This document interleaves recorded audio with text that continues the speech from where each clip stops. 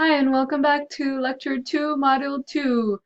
In part 1 of this lecture, we were wrapping up with the paper that we read last time about receipt of preventive services for patients with and without health insurance. I think what we were sort of concluding with in that lecture was how we, as community health professionals, community health advocates, can make sure that our communities stay out of hospitals, emergency rooms, dialysis centers, and financial ruin um, by by addressing the changes that may be made to the ACA.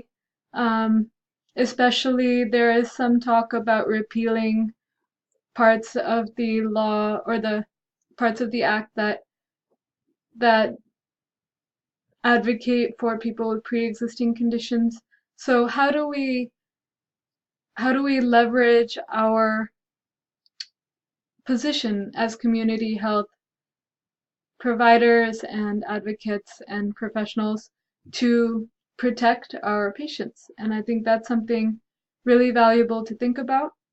The textbook that we have in this class, Body and Soul, I think that's part of what we're looking at is how do we take charge of the situation in our own communities. And I think that book has a good example of one instance of that in the United States um, where a few individuals, leaders, really took charge of their community and figured out ways to provide healthcare, provide preventive services, and and make sure that their community would survive. So important figures in chapter 2, we have Cleo Silvers, who is a party health advocate in Harlem, New York City. Eldridge Cleaver, Party Minister of Information. Angela Davis, People's Free Food Program. That wasn't mentioned too much, but it may come back later. Henrietta Lacks is an important person in community health and public health in general. It's good to know about her if you don't already. There's a whole book out about her, which is I haven't read, but I've heard high recommendations. She used a cancer patient whose cells were extracted for research without consent, um, and the cells were then immortalized into a cell line called HeLa.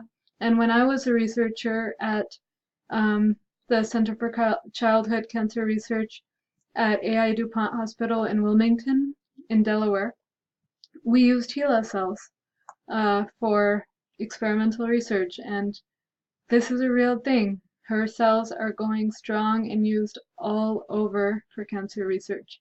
And her family wasn't told or compensated for quite a while after. So, and neither was she, but she is no more. So, Marie Branch, party health volunteer and a nursing professor. Uh, Lyndon B. Johnson, 36th President of the United States, was a big player in this chapter through creating this War on Poverty, the Economic Opportunity Act of 1964, anti-poverty centers, community action programs, all of which were important in the book when we look at this concept of community control that Alondra Nelson brings up in this chapter. But before we get to that, Johns Hopkins Hospital was where Henrietta Lacks was treated as a patient and where her cells were taken without her knowledge. Merritt Junior College is where Bobby Seale and Huey Newton met. And I just put that in there because I appreciate that big things can start at community colleges. So so we all are capable of that level of community health advocacy, clearly because the people that we're reading about started in community college. Um, Medical discrimination is the theme of this book and was brought. The specifics were mentioned in this chapter. I put here sterilization, which was just one act of medical discrimination and really a crime, to do unnecessary and also violating surgery without consent on Black women, and the whole practice of not assigning Black patients to attending doctors and only to students and things like that were done as medical discrimination and even sometimes as medical crimes. You had the Simpkins case in chapter 2 with the dental case, and so you had a lot of medical discrimination back then, and it's still there today. It may not be as overt or detectable, but there are doctors and medical professionals who refuse to use translators, cultural navigators to help explain treatments and disease process to people from other places, other countries, other backgrounds. There's other forms of medical discrimination and malpractice, which is a word we know more fluently from medical training. And these are all things that are still going on today. So yes, they were very detrimental at the time of this book, and they are still there, and disparities are still there in treatment of different communities.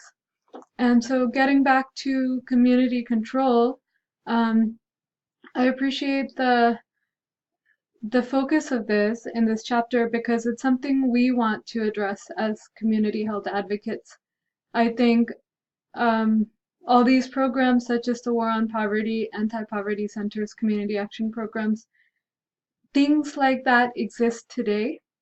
And these are all programs created and designed by the government where people like Bobby Seale, Huey Newton, Cleo Silvers, Elaine Brown, they all said, hey, we're like, they're not actually serving the community because the community can't reach their services. The community isn't actually benefiting from these places, which are run and led, and the staff of these are government employees, bureaucrats, and other people. The community is not being served by these community action programs. And so these initiatives from the War on Poverty were a wonderful starting point for the Black Panther Party health activism, and we can also use the government health programs, social security program, social welfare programs as starting points to where can we use these government programs to advocate for patients and take them to the next step in making sure that our communities that we're working with and working for actually have a voice and a say and some sort of control of what they need and what they want, because in my mind there's no bigger expert on the needs of a community than the community members and leaders themselves. So I think this was a really important concept in this chapter, which was community control and how we leverage that as advocates in community health to give a voice, give leadership, give the decision latitude and design back to the community and say, hey, how would you do this?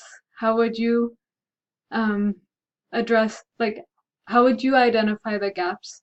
what are the gaps in knowledge, in actual services, in what you want, what you need. And I think that was really important. And I think that the party did this in their own community, and that's one of the reasons we're using this as a textbook, just to learn sort of how can we be advocates and utilize community voice in making very impactful and effective services that actually improve community health. So some of the chapter highlights, I'll just go over this quickly. It was on your Canvas page for the chapter 2 prompt, the writing prompt. The student movements like the SNCC and UNIA were cultural nationalism movements.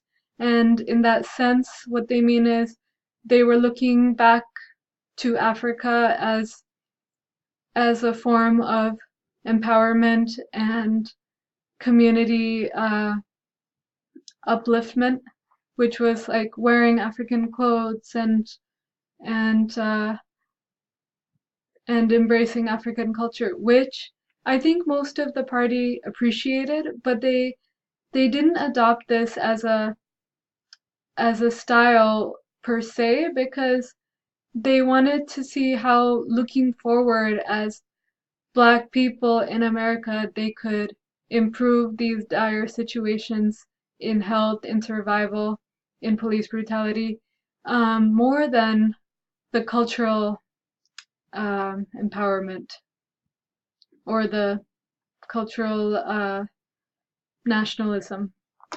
So, but I do think they had their own culture, and that was really a powerful thing as well. Frantz Fanon, he was a genius. He died at a young age, but wrote some very influential and groundbreaking books about decolonization of psychology and just made a paradigm shift in how people, including the Black Panther Party, thought about health.